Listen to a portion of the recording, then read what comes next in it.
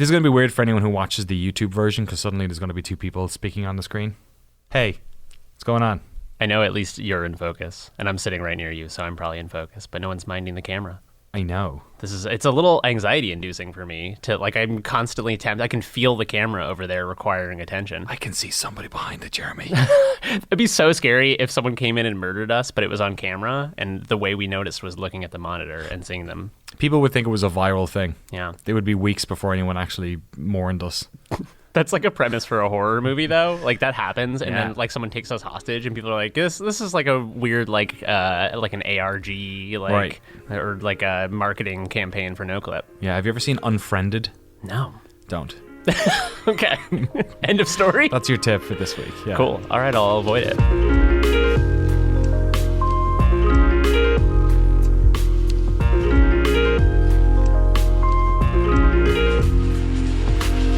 Hello and welcome to the Noclip podcast, episode 21. It's a shame we didn't line it up. It would have been perfect. Happy 2020, Jeremy Jane. Oh, nice. Our podcast is 21. That means that we need to take it out for a drink. I mean, if it was in Ireland, this podcast has been drinking for like probably 3 years legally and maybe 5 more accurately. I definitely did not, as an American, did not wait until 21. I will tell you that much. Well, we've both had our birthdays recently. Happy birthday, Jeremy. Happy birthday, Danny. Thank you. Happy birthday to Jesus Christ, our Lord and Savior, as well.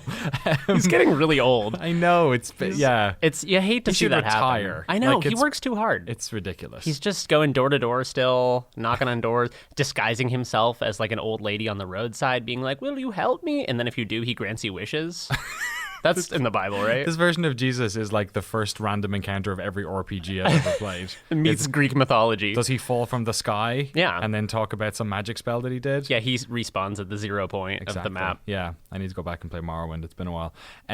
We'll talk about our birthdays and everything else that's going on in a hot second. But I wanted to say that the 20th birthday was actually the most depressing birthday I ever had. Your 20th birthday? Yeah, because I wasn't a teenager anymore, and it wasn't like I was a year closer to like drinking, like or gambling or doing anything. I could do everything that was. There's no unlockable at 21 in Ireland. There's no you've like already super cigarettes. No, you have to be 30 to smoke. You prestige at 18, yeah. So there's nothing left to the next thing is like 65 when you can retire. Speaking of prestiging, I like the idea that you can prestige your age and just like turn 18 and then go back to start preschool again and just be really good at everything. Like Benjamin. No, it's not Benjamin Button because it's your mind, but your body is. That sounds like hell. Yeah. Because the first couple of years, you're basically just like pooping yourself all the time. That's true. Plus, I feel like people would be like, that precocious child. And you'd be like, no, I understand mathematics and I can drive a car. And they'd be like, he thinks he can drive a car. Not being able to drive a car, having the knowledge to do it, but not having the long enough limbs. Oh. Sounds really annoying. Oh, yeah. You'd have to get some sort of proprietary attachment. I mean, I guess they make those for people who have that issue with accessibility already. So yeah, that's true. Check it out. That's true. Yeah. Or you could drive a Fiat, a smaller car. I drove a Fiat for a number of years. There you go. Fiat Punto. It's one of the bigger ones. Ain't no Cinquecento, let me tell you. Hello and welcome to the podcast. Thank you so much for either listening on whatever podcast service you are. The chances are you're listening to this. But we also do have a bunch of people who've been watching these on YouTube over on youtube.com/Noclip podcast. They will be filmed. The whole point of setting up the podcast was eventually we would do this. If you're listening to the audio version, you don't know, but we're actually on camera right now recording this as well.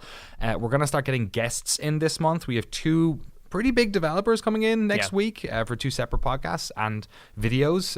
It's kind of the first, I guess, it's the rubber hitting the road on this sort of Noclip 2.0 we've been trying to pitch for over a year now that we're actually in the studio. So welcome if you're new if you've not listened to us before, welcome if you're new to watching us. Hello, this is what we look like. I still dress like the 18. That's why I was sad to be a 20-year-old because I still dress like a teenager. Because you couldn't update your wardrobe. You knew that you'd reached peak fashion. Unfortunately, I have had to update my wardrobe in that I have bought them bigger over the years. All right, but the same shirt, just in a larger size. Exactly. Yeah. Do you have a subscription of like a?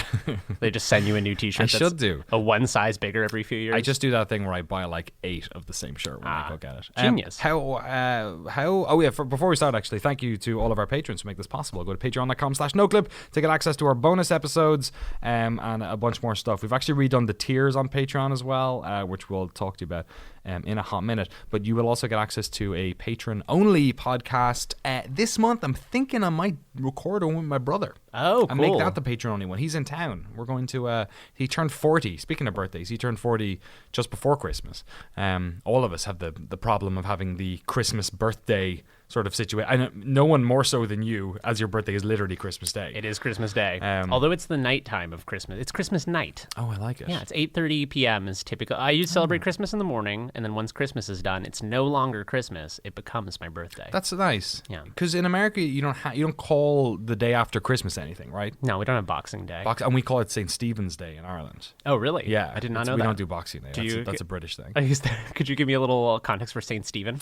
Stephen, oh God, I don't know. I can't remember which one he is. Sorry, I didn't mean to call you out on your theology. I can't remember. He's not St. Francis of Assisi. He's not the cool animal guy. He's not the stuff's lost, pray to him guy. There's that guy. There's the driving guy for Journeys. He's not that. I don't think. Maybe he is that. I don't know. I didn't realize how pragmatic a lot of the saints were. That they were like, if you're if it's a bit chilly in the loft, there's Saint Joe is like the guy who raises the temperature 5 degrees. Like if they kept adding, there'd be a saint for memes. Yeah, and like a saint for dabbing. A saint for getting stuck in traffic. And exactly. A saint for making changing the Google Map thing, so instead of going on the one that takes you shorter but longer distance, it does the one that's like a minute longer but is half the distance as the crow flies. Yeah, Saint Roundabout. Exactly. Yeah. He gets there eventually. Or what do you call them in Boston again? Rotaries. Rotaries. Yeah, which like a rotary telephone. I get so much bullshit for that. Now we're talking to our millennial audience. Yeah. Let's talk about our rotary phones. Yeah. So my brother's, I think he's coming into town for he just turned 40. So he flew over and I got us tickets to the upcoming UFC fight in Vegas. Oh, so wonderful. we're going to drive to Vegas. Cool. And I booked it all. I booked the hotel and the rental and everything before the card was confirmed because I thought it might be a UFC that week. So I got it all super cheap, which was pretty cool. What the a UFC blessing. tickets were not necessarily cheap though. So this is like his one big birthday present I've gotten him. Yeah. And he also decided to fly over to us as well. So he's actually going to visit the family and do all that. It's not like we're just going there. So yeah, he just came for a UFC fight that was not even determined when the thing was planned. He wants to see his niece and all that stuff. So wonderful. Yeah, it should be fun. So yeah, I'm thinking maybe we'll record that with him. We'll see if he's up for it. Awesome. And like I said, I have devs in next week. I think we can't necessarily say quite yet because I'm worried that there might be a little last minute tweak or cancellation or something.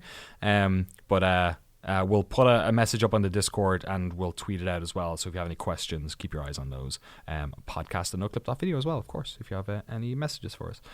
Should we talk about what we've put out? Because we put out quite a lot since the last time we chatted. We had a little bit of break over Christmas, but 2 docs went up. Yes. The first of which was our Bastion documentary. Absolutely. Which you edited. Yes. Nice work. See, a fucking Discord notification went off already. That's probably Frank saying... tradition. That's Frank giving an update on the Gish gameplay he's recording. Yeah. We'll get to that. Thank you, Frank, for playing Gish. It's a very difficult game. Much appreciated. He's taken not taking the bullet. It's a fun game, but it was just like it's going to take hours to record it. So let's get Frank to do it so we can keep editing, or you can keep editing. Yeah. We're not talking about your Gish doc. We're talking about your Bastion doc. Yeah. How was it? How was the process putting that all together? It was fantastic. You've edited all the Hades docs, so it's been funny being so hands-on with the Supergiant team and then stepping back and not being involved in the post-production. So yeah, it was cool. Like I've gotten to know them really well, as I mentioned in previous podcasts, and it was cool to be able to do justice to their story and I wanted to hit a certain emotional tone with it. I didn't want it to just be like a bunch of information about how it happened and be kind of very dry, because it was this very sort of like emotive human story about like a ragtag group of people trying to make this game and make their dreams come true. And yeah, I was really happy, and the comments seemed to be good. People seemed to be pleased with it. Most importantly, the people from Supergiant were pleased with it. Well, not most important. Most important is the story is accurate. Well, no, I'm not that I'm saying that like it's not about serving them in any way. I just mean that like the personal aspects of it, I wanted them to feel like rang true. I didn't want them to feel like I was taking their story and like wringing the emotion out of it, or like portraying it in a way that wasn't accurate to how it happened. Yeah, but obviously like the first thing is just creating a doc that tells the story proper. Yes. But yeah, I was glad it hit a note that resonated with them though, because I think that that's a sign that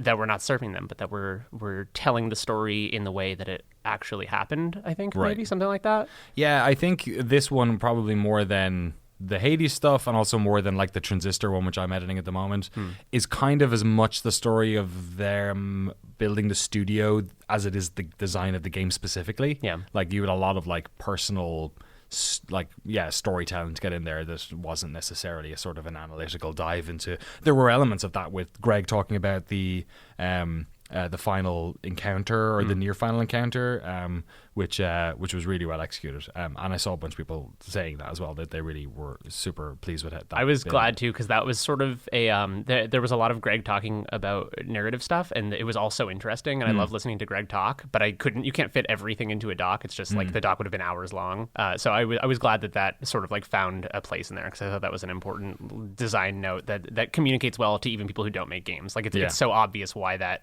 worked, and it's cool to hear him talk about that. The one thing I was bummed didn't make it into the doc is there was an anecdote that they'd found a rusty knife buried. Oh yeah, I forgot the rusty knife never got in. Yeah. So that was it was in the backyard in the house where they made Bastion, and there was a great little cut where Jen reveals that piece of information, and then it immediately cut to a mirror saying, Gen Z is a noted liar. It's just like, it was a really good comedic bit that didn't really make it in. But and you found it. In the shout out to, by the way, to Giant Bomb for once again allowing us to use the footage for from building the Bastion, the web series that they edited together, which was I remember watching back in the day on I guess it was on. I think it was on the Whiskey Media Happy Hour originally. Yeah. Ryan would sit down and interview them then after the fact. But you actually managed to find a shot of the knife in so that footage? Quick. Yeah, it's like a transition bump. It's just like a transition between two scenes, and they show like a cat, a dog, a rusty knife, and a car, and it happens so quick. And so there was even footage of the famous rusty knife. Maybe we'll stick it in the bonus scenes. Yeah. The patron thing. Maybe. Yeah. We've started doing bonus scenes for patrons, so if you're in the $10 tier, not just this is the behind the scenes, or the not the behind the scenes, the early access tier. We've added a bunch of stuff, and one of them is bonus scenes. So we put up like an extra. There's a lot of this stuff which it just doesn't fit in the arc of the main doc. It's not like we're siphoning things out. Yeah, it's it's just stuff that's like, oh, that would have been good, but it just doesn't really fit, or like this bit's getting too long, or sometimes I have the problem where like this person's just speaking too much. Like I should have asked this question to someone else, but like you can't listen to this person for 15 minutes, so I have to cut this bit out. Yeah. So it doesn't serve the arc of the doc, but it's still good stuff. Yeah. So we've started to put that stuff for patrons.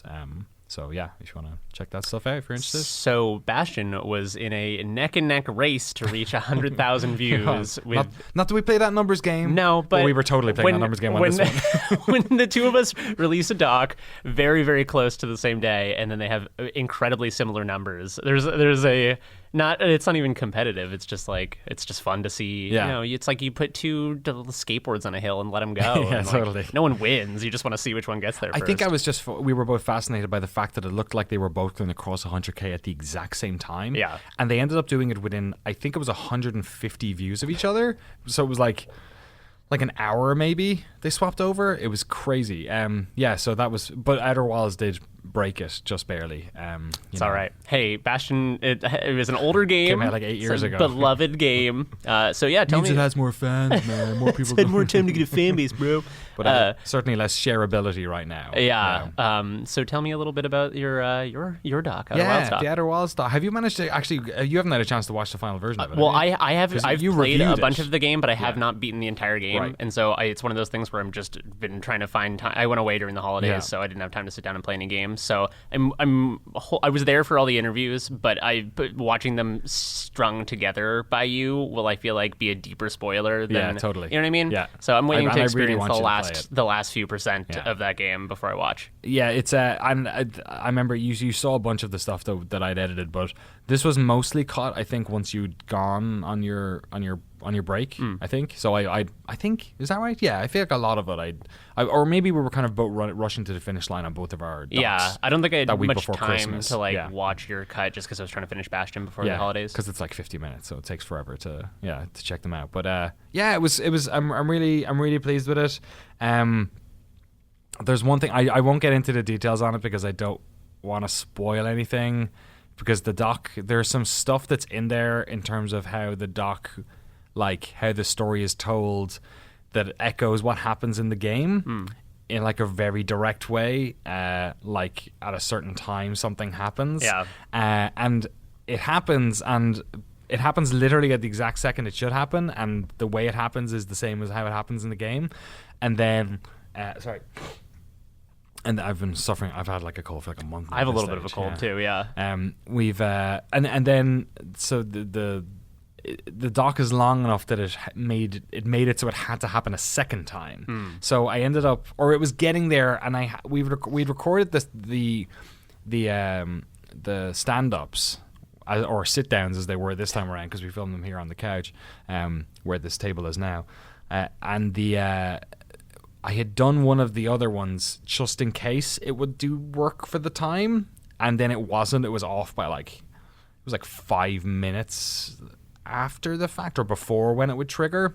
So I actually ended up going in, pulling out a bunch more stuff that I wasn't sure I could work into it, and I spent like 2 days working it into it and like massaging it back into the story, and then I got it so the time was exactly the same. And it doesn't have this, it doesn't, there's like a thing that happens that like makes it really obvious what just happened, but it's quite tiresome. It takes like 20 seconds to go through that part of it, so I cut that, so it's more subtle. It doesn't do the whole thing, but it still happens and at exactly the right time. Nice. And a load of people noticed the second one, so I was really happy about that. I saw the comments. Yeah, a lot of people noticed, which is funny because it's like when you're editing, I feel like whenever I try to work in something like that, it's kind of like, I hope someone notices this. Like totally. I went to such lengths to achieve this thing that feels so subtle, and it was crazy. Like a ton of comments were like, "Oh my god, I can't believe they did the thing." Yeah, it was awesome. The first one is you can't miss it. Yeah. So in a way, it felt like the best version of those, where it's like, oh, nobody will miss this one.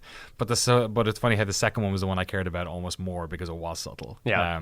And it seems like a bunch of people picked up on it, which is cool. Yeah, it was cool. I think that game, like, I remember when we planned out this whole thing, I remember thinking, or we were organizing with them, and like we tried to do it, I think it was back in August maybe, and then timing wasn't working out for either them or us. And then eventually I said to them, look, let's do it in November. I have a feeling you're going to get some Game of the Year awards, and we're going to basically get it up probably around the time some Game of the Year awards come in. Yeah. Because that game, I remember like talking to Austin at E3. It came out a week before E3, and Austin Walker, previously of Vice Games Waypoint, he's now just a freelancer doing his own thing. I'm not actually sure what Austin's doing, but whatever it is, it's awesome. And of course, Friends at the Table, great podcast. You want to watch that? Listen to that. We were like raving about it, but it wasn't getting that critical mass that lots of other sort of games were. So I was always hoping that at the end of the year, if it got a couple of awards, then more people would be enthused to play it. So I thought, that might be a good time to put the doc up as well, because then more people would have played it. Because my worry was that, we'll put up a doc that's like the situation with you, where like you want to watch it, you also want to play it, you just haven't gotten around to it. Yeah. So I think Giant Bomb gave it Game of the Year. I want to say, was it Kotaku or Polygon? I forgot. One of them did. Two for sure. And Eurogamer have as well. It's my Game of the Year as well. My Giant Bomb list I did. And I think in that happening over the break, some more people played it, and and also there were some people like in our Patreon and also on in Discord and just generally on like the subreddit that were saying, that like seeing the awards pushed me over the edge on this, so I'm gonna play it. Yeah, I think that also it invites people to investigate a little deeper, because I think there's such a breadth of media out there that whether it's movies or TV or games, I feel like you try to get that little reality capture, like you try to build an elevator pitch in your head, and so that like before I knew anything about Outer Wilds, I was like, it's like Kerbal, but maybe like with a dash of story in there, which is so like in many ways like kind of, but so off the mark and what that game actually is. And so I think when it gets Game of the Year, or like when this doc comes out and things like that, it causes their brain to like cycle back to it and reevaluate what it is. And I think that gets people through the door, maybe. Yeah, in a way that like you so often don't. Like we make a lot of like sort of quick assumptions. Like our brain does that, right? To like put things away, it kind of like categorizes it very quickly and then puts it away, and it's very hard to like rewrite that bit. Like that's like advertising's a big part of that and all that type of thing. So I think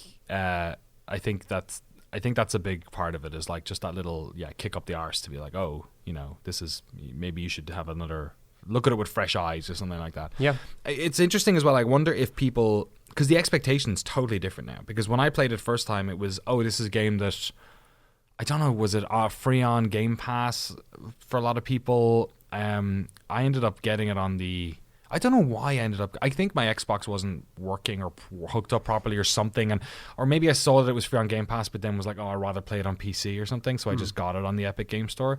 And then that was another part of it as well, is that it's on the Epic Game Store, so a lot of people are either not buying it because of that, they're not on, maybe they have a problem with that, or maybe they just don't know, like, because people, if you're not going on, you're not opening the Epic Game Store and seeing what's on the thing if you're on Steam. So I was kind of wondering if that was another barrier to people playing it, but I played it and didn't know anything about it. Like, I basically knew nothing about it. I didn't know there was a rocket ship. Like, I knew zero about it. So I really am glad that was the case, even if only most of those revelations disappear after the first hour, because then you're like, oh, it's a space game, you do this and whatever, and then the big revelations happen. So yeah, I'm also interested in what people have how they have reacted to it now that they've noted it's won Game of the Year awards, because that totally changes expectations. Yeah, for folks. Let us know, podcast at noclip.video, if you have any thoughts, or if you played it back when it came out, or if you played it since. Please let us know. It's a good fucking video game, Jeremy. I can concur that. Yeah, it's good. What else went up? I'm trying to see. I guess we're mostly working on the new stuff at the moment. Look at that, it's already happened. There's two computers here and I'm using the wrong mouse for the wrong screen. Like a dum-dum.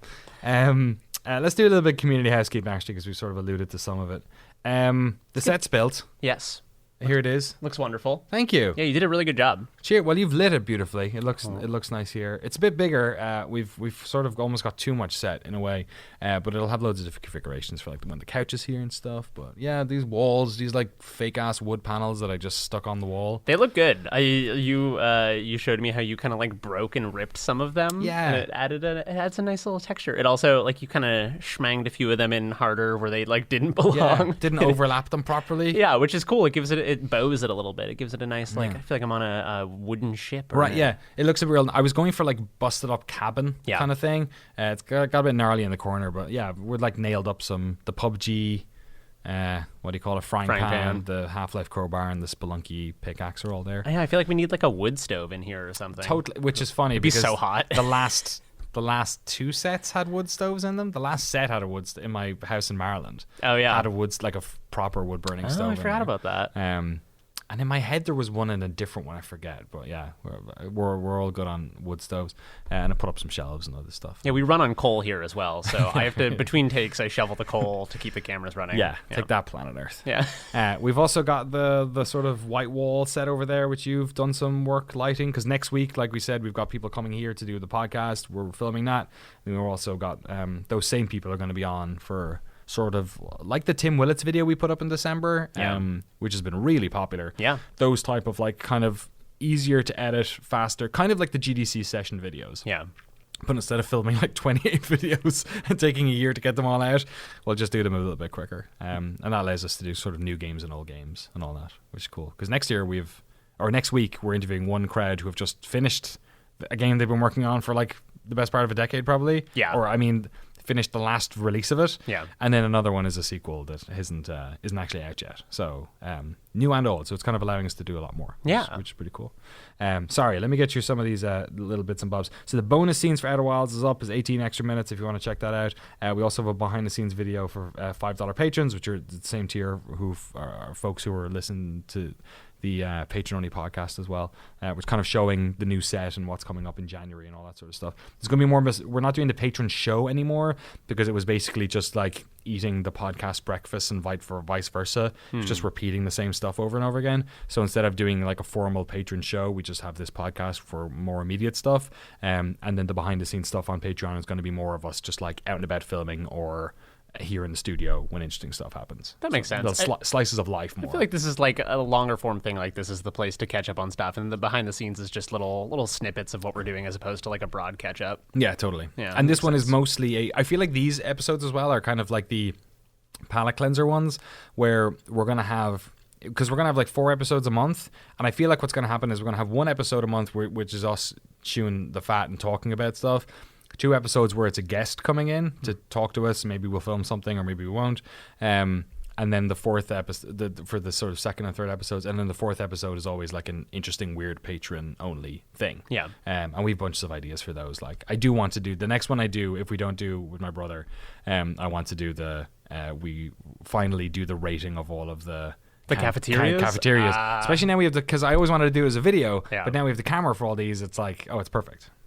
So yeah, we'll have to. I'll have to cast my mind back to many meals in many countries. That'll be part of the process. Is like going back to the studios and remembering how well or how poorly we ate. My only wish is that all of the dishes were themed after their games. You know? Yeah, that's like a bit of a shame. Yeah, I don't know. I can't. What would be the grossest one of the lot? Then probably Warframe. Probably some sort of like Soylent situation. Yeah, I know Edmund McMillan doesn't have like a studio cantina, but I feel like I wouldn't eat anything they served there. We ate at a really good deli that he recommended, though. That's true. Which I think he came into right after we left as well. So, yeah. Yeah, it was Zacoli's in Santa Cruz. It was. It was a good spot. I'm giving him a shout out because they make good sandwiches. Chicken pesto was good. Thanks for the recommendation, Edmund. We also have, the Noclip 2.0. The new tiers have gone up. So, like I said, there's in the behind the scenes video, I get through some of that. But I won't linger on it because I don't want to turn this podcast into bloody upselling every week. But we have a bunch of tiers we had before. We've just changed them slightly. The $3 tier is the same thing. You get Discord and updates. The $5 tier is behind the scenes videos and the extra podcast every month, which is this one. The $10 tier used to be just behind the scenes, used to be just early access. So you get the docs early. We've actually gotten way better getting them out early. They're now going. It used to be like a day early. Now it's like 5 days early, 3 minimum. So I think the Outer Wilds doc was a full week. People had it before. Bastion was like 4 or 5 days. Transistor, which is coming out in a couple of weeks, it will be 3 or 4 days, whatever. So that's in the $10 tier. But they're all in that tier. You also get the bonus scenes. So that's kind of like if you really like our stuff and like watching it and sitting down and watching it on a nice TV and sort of getting all of the meat off the animal, that's kind of the one for you. The $20 tier was like long suffering, was supposed to be like a Q&A and a hangout and a live stream. It like never happened, or like it rarely happened, so I ended up scrapping it and just throwing it into the $30 tier. So if you're in the credits, you also get access to the like a monthly Q&A, basically hangout where people can come in, like send in messages and dial in and talk and I'll answer questions about what we're up to. If you're in the $20 tier now, though, you will get all of the $30 tier stuff forever if you stay in that now, if you're in the 20. So you'll also get the credits as well as the access to the live stream. But I think that's only like 32 people or something. So that's one of you. We're doing the credits as sort of a make good apology for the lack of live streams over the past couple of months.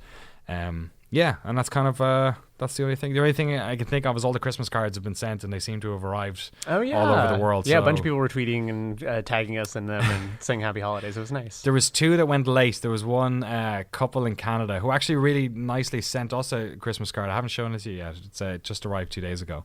I was sending them extra stickers and then I found it in my bag that I hadn't sent it yet. Oh no! So that one I sent last week. So they should hopefully have it this week. Oh good. Well, they can celebrate the holidays again. A lot of people are getting Christmas cards. Bring it on back. Early January. It's Christmas all year. Yeah. So thank you so much everyone who bought Christmas cards, who chucked in an extra $5 and we sent all those cards and stickers too. Definitely helped us out with some of the stuff we're investing in here in the studio and also the trips we're doing. So let's talk about some of that, what's coming up and what we're working on. How's the Gish documentary going? First of all, what's Gish? For people who don't know what Gish is. Gish is a physics-based platformer that came out about a decade ago. It's wonderful. And the 2 people we've spoken to for this doc are Alex Austin and Edmund McMillan, who were 2 of sort of the leading devs on that. It was a very, very small team. It was them as one other person. It was one other guy, yeah. Who mostly did the business stuff, it sounds like, as right, well. I mean, exactly. But yeah, it's going good. It's very early stages. I only had a half day to work on it yesterday and just did color and started doing selects. And today trying to figure out the shape of it. But it's cool. It's very different. Getting into editing the docs with you has been a cool process because it has been so sparse that I've done projects like that. Right. And so now coming off of the Bastion one to do this is so different just because of the number of subjects, especially. And not only that, but like the tone as well. Yeah. Like Edmund is really funny, and seeing him and Alex like play off of each other in the 2 different interviews, like their tones are so different. Like they're similar in many ways, but the way they speak about stuff is very different. And so it's kind of funny. Like it's almost like an Abbott and Costello routine or something. Right, There's like the straight man or something. Like you can play them off of each other in an interesting way. Easier than 6 people then for the Bastion documentary. Yeah, it's a lot of plates to spin. But but there's unique challenges about that as well, because when you have that many subjects, there's always sort of like a door out of the room you're in or something. Of course, yeah. Whereas you really have to find the connective tissue between those 2 interviews in a lot of places. Yeah. So yeah, just trying to. It's still early stages. I'm still putting together like the first 10 minutes of it, but it's coming together. It's a cool story. I like this retrospective stuff because it's funny to cast my mind back and remember playing Gish in a time where I wasn't doing games media or anything, and it was just like a game I was playing just to play games. But yeah, I think it'll be a good one. Yeah, there's another element to this doc that we haven't talked about yet, which we can't yet as well, but we'll hopefully in the next couple of weeks be able to talk about that. There's a sort of a first for us in relation to how it's going to be available, which is pretty cool. But yeah, it'll be up on the YouTube channel, of course. I think by the end of this month, we're sort of aiming for. I think it's where it's going to be up on youtube.com/Noclip video. We have Frank doing the gameplay capture for that at the moment, which is probably helping as well. Just sort of take a couple of hours off it. Thanks so much, Frank. That game is hard. I remember it being hard when I was because I played a bunch of it over the Christmas break. Yeah. Just to capture some and also just to get used to it. I played a bunch of Edmund's games because we also recorded an interview with him about his sort of life's work as well. If people don't know, Alex Austin, for instance, developed a bunch of games. Sub Rosa is a game he's been working on for maybe 10 years at this stage, I feel like, which is available in alpha. You can go pick it up. A crazy physics-based sort of heist multiplayer game. It's really cool. Alex is like way deep into physics. Like Gish is just like one chapter in this long storied career of making these crazy physics games. Do you ever play Golf for Work Groups? No, I've heard of it, but I haven't played it. It's so good. It's another multiplayer like golf game, but it was super esoteric wireframe graphics, like very strange, like Golf for Work Groups. I mean, just in itself is like bizarre. He's like a genius programmer who I feel like hasn't had that sort of big like breakthrough project that everyone knows about, but anyone who's played any of his games has like an affinity for it. Cryptic Sea is what he sort of operates under. Even the story kind of starts out for the Gish doc with him talking about Bridge Builder, which was a game that he made a million years ago and also had to change the name of because there was an educational software named Bridge Builder. Right. But it's funny because I remember playing that on like school computers in high school. Yeah. Or so. I can't remember quite when, but I saw the footage and all these memories came cascading back. So it's fascinating what an integral role he's had in a bunch of games that had sort of an integral role in my growth as a video games consumer. But yeah, Alex Austin he's brilliant. He reminds me of one of those people who is like a painter who's so focused on just the work that it's almost like he, in a perfect world, Alex Austin would just create like prototype systems and build them into games and never have to worry about like how many people play them or who plays them or like what happens. He's just like he's like a craftsman. It's really cool. Like we should get him on the podcast sometime. Yeah. He's a really interesting dude. I really enjoy listening to him talk about game design. And Edmund is sort of on the other scale side of it, where he's probably one of the most recognizable indie developers in the world, partly because of Indie Game the Movie, and also just the success of games like Super Meat Boy and The Binding of Isaac.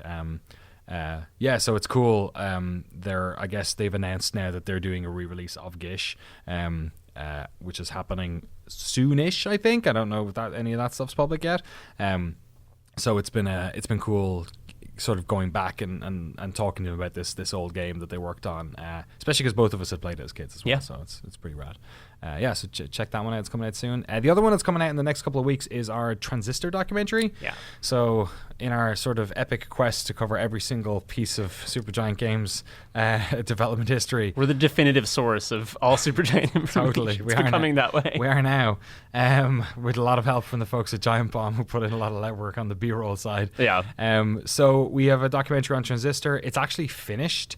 But we had some folks in the Discord, and also I talked to some of those folks at Supergiant because we're going there tomorrow to film episode 4 of Hades Developing Hell, which will focus on the sort of Steam launch of Hades, which happened in December. And I was talking to him about the doc, and they were saying, oh, it's a shame we didn't talk to Ashley Barrett, who of course is the sort of longtime collaborator with Supergiant and Darren Korb, as the voice of Red in all the songs in Transistor. And I was like, yeah, for sure. Like I've only met her once, and it was in Austin during GDC or South by Southwest, the games tract.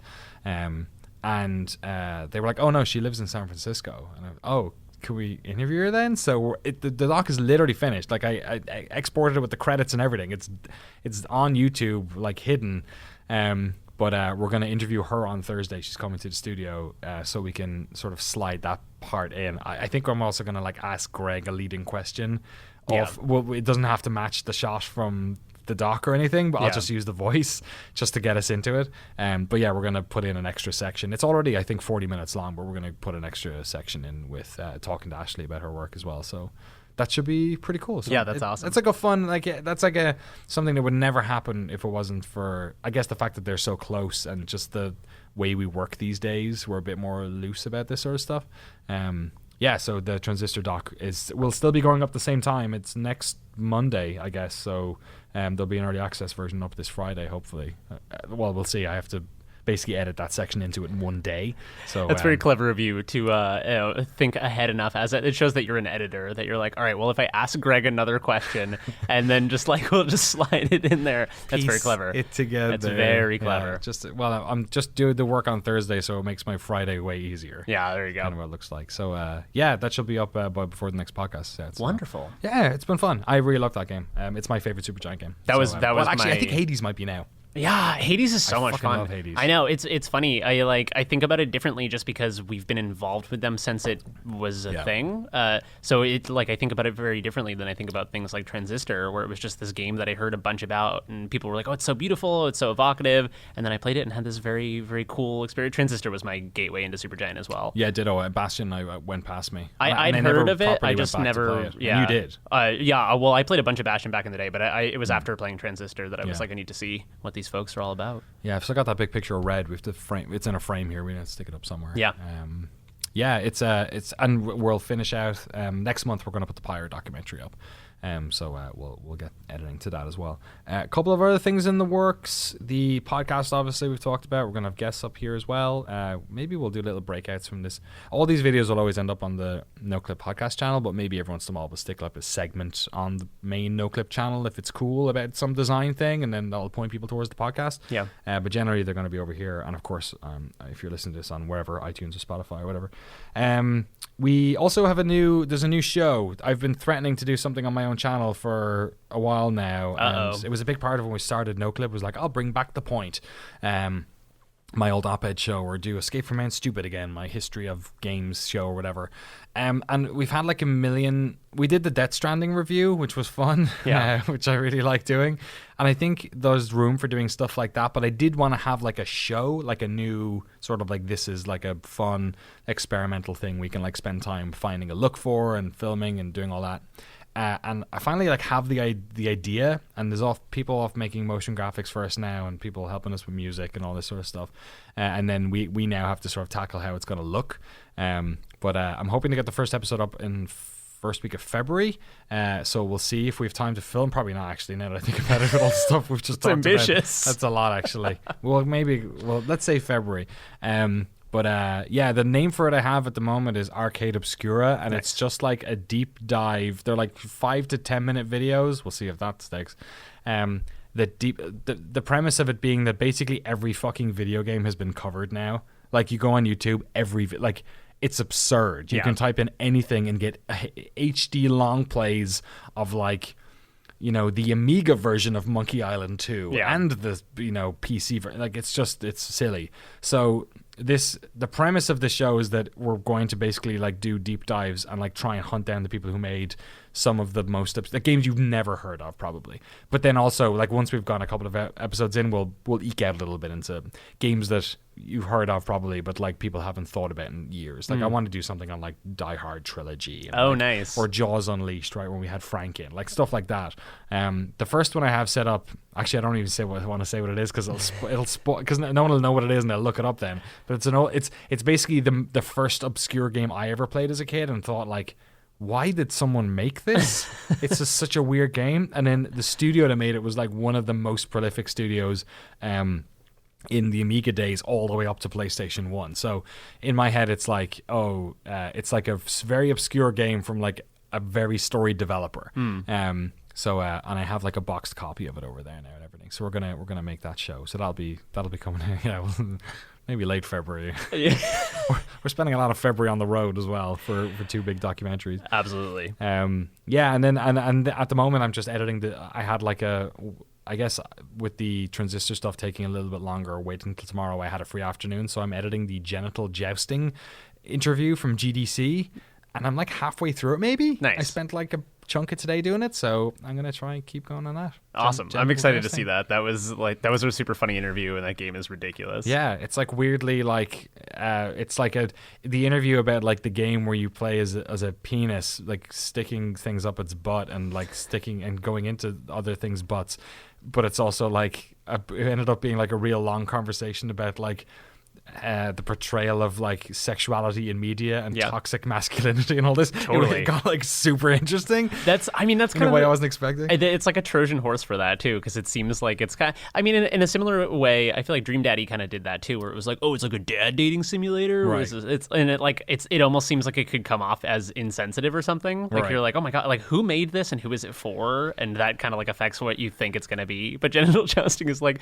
it's like narrative heavy and like explores like social issues you wouldn't expect it to. It's really cool. From like a very like well, I don't want to say like a progressive. I guess it is a progressive standpoint, but yeah, the game's, you know, on the face of it, it just looks like a game where you're like throwing your knob around. Yeah. So it's like, yeah, it's like you're right, like a Trojan horse.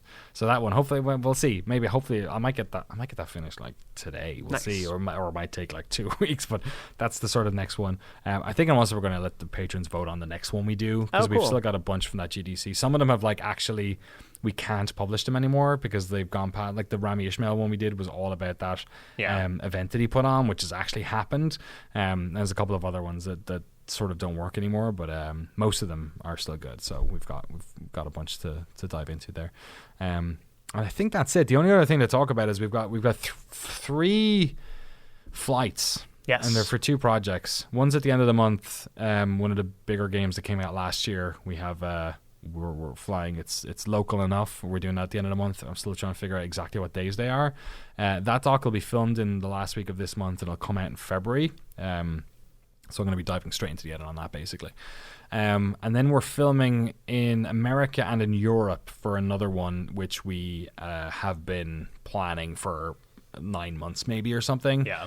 It's not a studio that's like releasing anything currently, but it's a studio that has been, you know, around for, I don't know, maybe 20 years at this stage, but they've released a bunch of really fan favorite games over those 2 decades, and it's one of the studios that where like people are constantly saying like, oh, you should, like, if you're going to go to id or Bethesda, you should totally talk to these people, like that's like something like that, like, oh, what about these ones?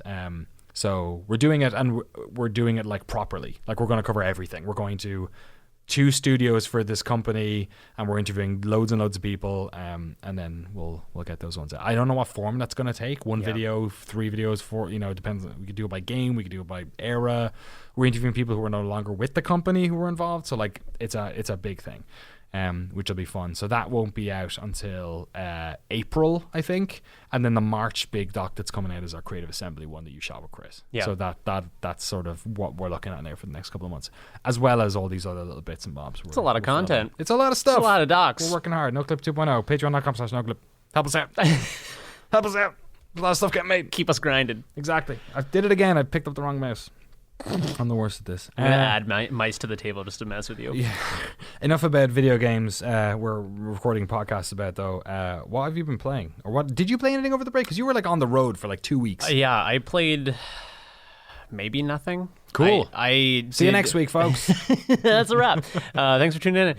No, I took my RV and my old rust bucket, and I hit the road. I went to the desert. It snowed. Which desert? It was like near Joshua Tree, like deep east California. Cool.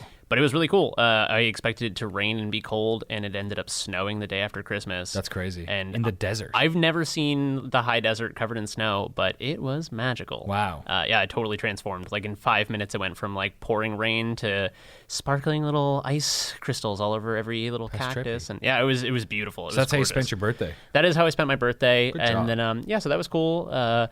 Ram Dass passed away. Richard Alpert, the psychedelic spiritual luminary, passed away on December 22nd, I believe, the first day of Hanukkah. So I was thinking a lot about Ram Dass, and he was sort of the guy who was my entryway into meditation. Right. So just felt the need to give him a shout out. And then the other pillar of my vacation was spent some time when I got back off the road messing with Unity. And oh, cool. Learning some more C# stuff, learning some more Unity, and finally starting to like see how it all comes together. I think the first month of learning Unity was like just watching tutorials and trying to like keep up and like mimic their code and then reverse engineer why it works. And now I'm like sitting for hours and like coding my own stuff and like figuring out how things work and like, you know, not pro by any means, but what type of stuff are you coding? I'm kind of making like, I'm basically just prototyping a bunch of little systems because I feel like then you kind of put them all together and unexpected things happen, which is like all my favorite anecdotes from the game devs we talk to are, oh, I was like working on this game and then all of a sudden this thing happened. You'd never expect it to happen. And it's like, it's fun when those systems work together in a way that surprises even the people who made them. Right. And so it was kind of fun. Like I've just been kind of hacking together. Earthbound is my favorite game of all time. Right. So I've been just kind of like making a bunch of sprite art and little like pixely sprite art and kind of putting together like all the systems for an RPG. So like a dialogue system that has like a social variables class that like checks what you know and has NPCs interact with you differently based on what you know and what they know you know. But I had this guy who just was like a really creepy sprite who would just follow you around. And then I built an interior for one of the houses and had like a warp point. So the interior was based elsewhere on the map. Right. And so I warped there and then just kind of like left the game running and was like looking at code. And that dude just like slowly creeped into the screen because the chase script was still running. So he ran off. Yeah. So he ran off the map to follow. So it's been fun. Yeah. I don't know. It's like, it's pretty low stakes. Like no one's asking me to make a game or paying me to make a game. So it's kind of just like, that's cool. It's like painting for fun. It's a very like left-brained creative outlet, but I've really been enjoying it a lot. So that's rad. Yeah, it's cool, man. It's fun. Nice. It's inspiring. It just makes me respect what game devs do more because it's really difficult to even do like really basic things. But yeah, man, how was your break? You got some feedback on your screenplay as well, didn't you? Oh yeah, just yesterday. While I was here. I entered I've written probably about 5 features in my life, but this is the first one I've done anything with in terms of like submitting it anywhere or sending it off. So I sent it off to one of there's like a few big screenplay contests that happen every year, and one of the like 5 biggies I submitted to, and I don't know if I'm like a finalist or a winner or whatever yet until March, but I got my feedback yesterday and it was really, really positive. It's cool they give feedback. I didn't know that would be part of it, that they actually like review it and give you like any pointers on it. That's a big benefit. So there are services that just do coverage. Like there's no contest aspect of it. You just pay them however many dollars and they send you back coverage and they're like, hey, this worked, this didn't work. Kill a puppy in the first scene. Yeah. It's like, what if there was like a cat that like got saved by the protagonist and then we'd like him more? That's a reference to Save the Cat, the famous screenwriting book.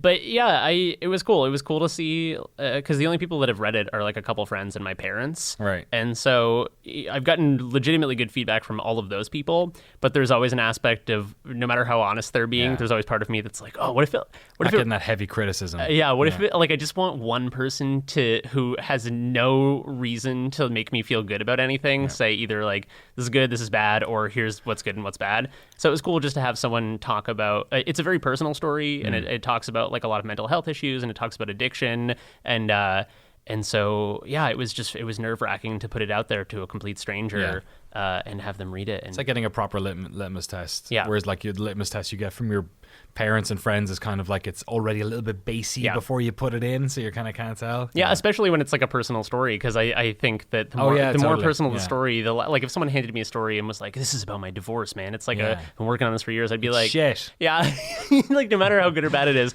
you would at least wear kid gloves in the delivery of that information. Yeah. And so, it's a personal story. So it was cool just to have a complete stranger be like, hey, this is actually pretty good, man. So yeah, nice. exciting. I'll keep you posted. Yeah, congrats. Thanks, man. Yeah. So what did you ask? You said, what did I do for my birthday? Yeah, what was it? No, well, your break specifically, but your birthday too. Yeah, I kept it pretty low key because I did a lot of painting in the office, and like I only took the Tuesday, Wednesday, Thursday, because Christmas on Wednesday, I think it was. So I took like a day either side, and I worked Monday and Friday to get some editing done. And then we have a crazy month in our family. We have like loads of people, like my sister's brothers, my wife's brothers in town at the moment. My brother's in town next week. We have 3 different separate friends coming into town at different times. So we have a lot of like little like half days here and there kind of going on. So we kept it pretty light, especially with the big move back to California. Just wanted to like relax and not have to worry about getting on a plane with the kid and all that sort of stuff, because we're playing to that coming up in the next few weeks. So it was pretty relaxed. On my birthday, I went. I don't even like. This is how this whole experience felt, was like, I don't know if like there's a cop around the corner that's about to get out to me for any of this. I don't know if I'm allowed to say this on a podcast, or if you like YouTube or Spotify or iTunes or somebody has like a policy where they're like, yo, don't talk about drugs, motherfucker. But let's just say I didn't do anything. I didn't actually take any drug, be it alcohol or tobacco or anything else. But I did buy some just to see what the process was like. I was kind of like, I had an afternoon off. I got my hair cut. I did some little bits and bobs, and I was passing a place, and I was like, this seems like wild that I can do this. So I'm just gonna like do it and see what it's like. Just want to declare your freedom. Yeah, it's like buying a gun you'll never shoot. Yeah. Also, I don't think I can legally do that. I think that might be an immigration thing. So, same for that, I guess. I'll just keep this short and brief. But yeah, it was weird. It was like the exact opposite of what I was expecting. Where like I went into, I expect like when you're doing something that is completely legal, but federally maybe not so smiled upon, that it would be the process where it usually is and always has been in my life, of you meet someone in an alleyway or it's in the back of someone's house and you don't make eye contact with anyone else on the way to the back of the house. Yeah. But this was like I went into an Apple store. Yeah, but like instead of white everywhere, it was green. Like that. Like it was as busy as an Apple store. Yeah, it was an Apple store. It was like somebody checked me ID at the start. Literally scanned it. Like at the checkout, they register you and everything. There's ATMs in there, so you can use cash, so you don't have to have a paper trail, I guess. And then just like. Really long line to the checkout, and loads of products of various types you can eat, or candles or other things. Candles. I thought you were going to say candies. There were candies. Yes. There were absolutely candies. Like everything you can possibly. So what's the purpose of a weed candle? Because is that so you can trick people into thinking that you're smoking pot in your house? Because I don't know why you're talking about pot all of a sudden, Jeremy. I'm talking about my own experiences. I don't know what you're talking. I know you went into like a Yankee Candle. It reminds me a little bit of like a hemp store, where you're like, what's the point of all this hemp stuff? Like, why can't I just get a regular candle? Who's this for? Yeah. I don't know. I kind of feel it felt a little bit like the when I worked in a music store, we'd sometimes have like candies by the register. Where it's like, we shouldn't be selling candies. What's the point of that? But it's kind of like people are here, so they're buying shit. So you just put just put some stuff that's like sort of tertiary. Okay. And there's a lifestyle element to this, right? There's like there were shirts and caps and ashtrays. So it was, maybe the candles was part of that. But you raise a good point. Like, is it like, is it a medicinal candle? Is it a secondhand candle? Yeah. It's the light dose candle. Yeah, you just hang out by it. So it was super wild because I guess aside from the metal detector and the guy carding people out the front, it was basic. It was rammed full of people. There were like people walking around helping everywhere. Like, are you okay? But because there's obviously a lot of that. There's a lot of information about ingredients and stuff that people just don't know, or they have an idea of, or they don't know dosage of the type of chocolate product. byproduct you're buying. I said chocolate, and I was literally chocolate everywhere there. So, so the whole thing was like. It was, you know what, it felt so lame. It felt like I've never felt so old in my life. So I turned 34 and I have a kid now. So now I'm starting to feel a little bit old, right? My back's fucked from having a kid and lifting her everywhere and all that sort of stuff. I snapped like a muscle in my back in Maryland 2 years ago and it's never recovered. I need to like go to physical therapy.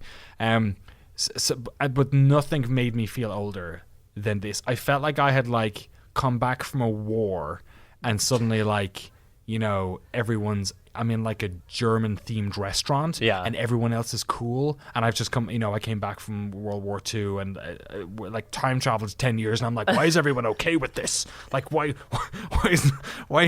is this acceptable in society? Like I'm waiting for like a Luger to be pointed to my head. Yeah. You know what I mean? Like in this place. But like it was totally fine. And like I literally like got in my car afterwards with a little bit less money in my pocket and was just like, this shouldn't feel as fun as that was. Like that was just the most boring shit. I just went and bought something. Yeah, you didn't have to awkwardly hang out with Dave while you watched like the first 10th of an episode of Breaking Bad and then made awkward small talk. Totally, while you're waiting for someone else to turn up. And I swear he's gonna be here any minute, man. And it turns into like a 5-hour ordeal. And so it was pretty crazy. Have you been to any of these spots before? A few times. Yeah, right. A couple times. Let's leave it at that, John.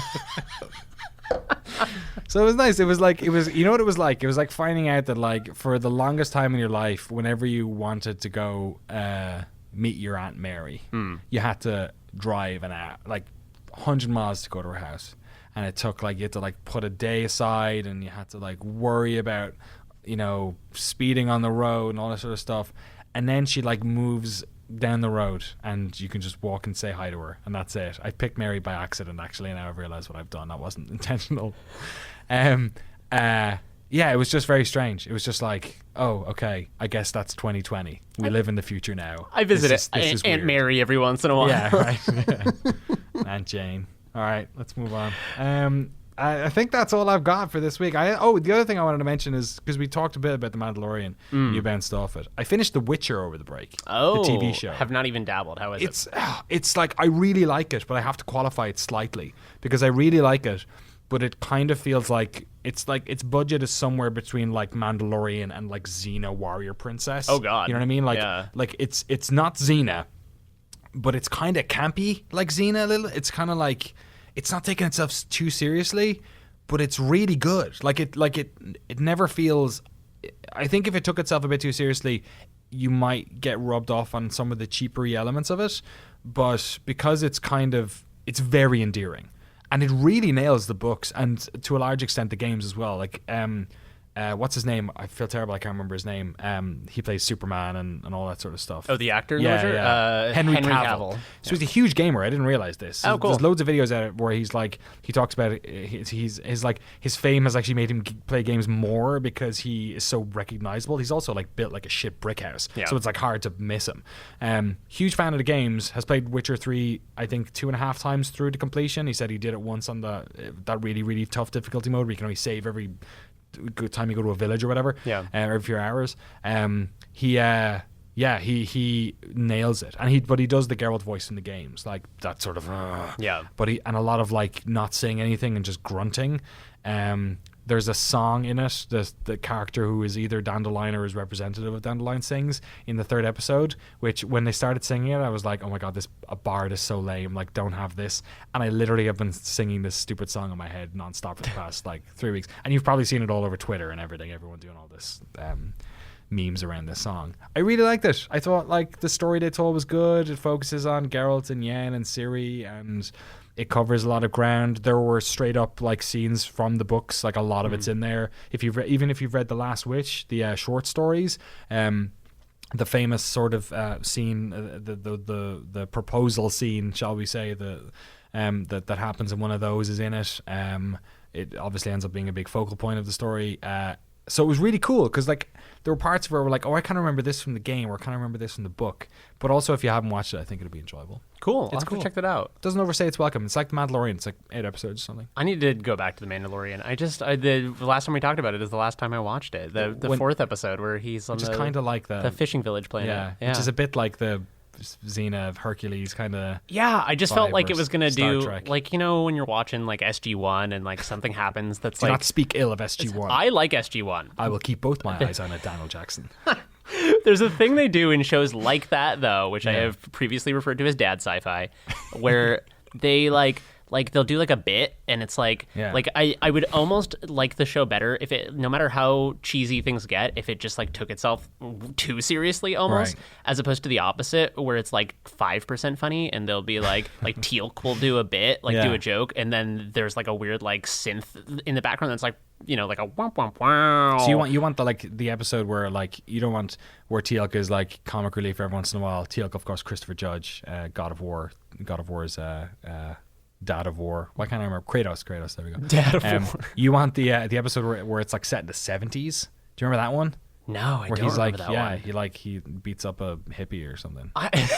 Sounds on brand. He works for the man. That's yeah, fair enough. I just want like, I don't know. There's something about like the Mandalorian in the first episode was so self-serious is the wrong word because that has a negative connotation. But it was like, all right, we're here. It's minimal. It's like we know what it is. We're not trying to like self-assured. Yes, confident. Yeah, it was confident in its more grim, dire tone, and then even by the end, there was like a little bit of like, I'm like a quirky New Zealandish robot, and I was like, all right, this is like flirting with dad sci-fi, dangerous territory. But the blue guy could have gone a lot worse. Yeah, totally. The Horatio Sands blue alien. Yeah, I thought that was like a big red flag, a big blue flag for me. I was so happy when they like froze him. Me too. I was like, get out of here. We're like, meh, meh, meh. Like things are going very close to reaching that spot that I don't like, like the uncanny valley of humor and like seriousness. But yeah, I don't know. I just like. I will say that is my least favorite episode of the entire season. The 4th one of Mandalorian? 100%. Okay, cool. It's the weirdest one. It stands out like a sore thumb. The Gina Carano character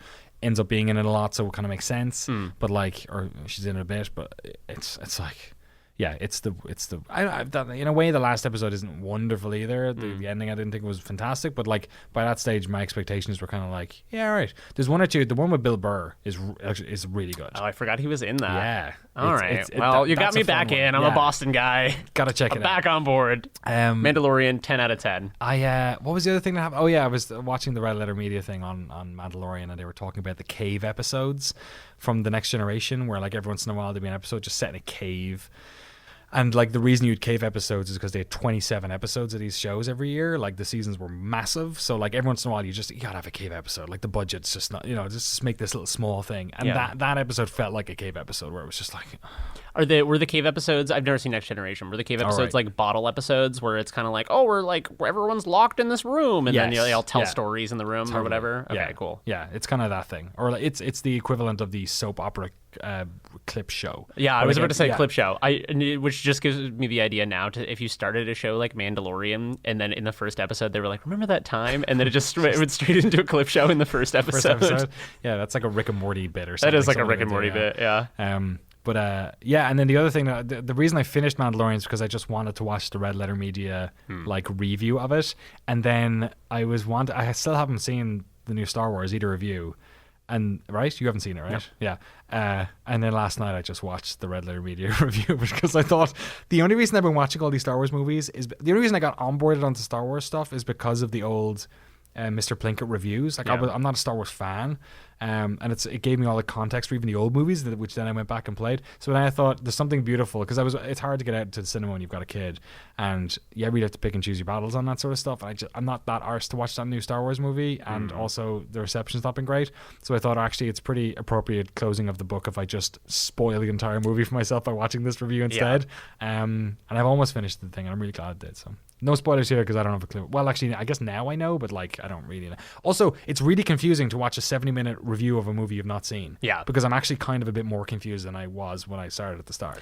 Sometimes I end up watching a Red Letter Media video or something in that genre, and then it causes me to go watch a movie I wouldn't otherwise watch. Totally. Which is the Every Frame of Painting was that for me. Oh, yeah. Kurosawa God, stuff I never really watched. I love Every Frame of Painting. The Jackie Chan episode. If anyone out there doesn't know the Jackie Chan episode of Every Frame of Painting, it is one of the greatest video essays of all time. It's really good, yeah. And they're short too. They're they're to the point. They're like between 5 and 20 minutes each, I think. They're like 10 each. Classic YouTube, man. Close the channel. It's a golden age, yeah. Yeah, just did it.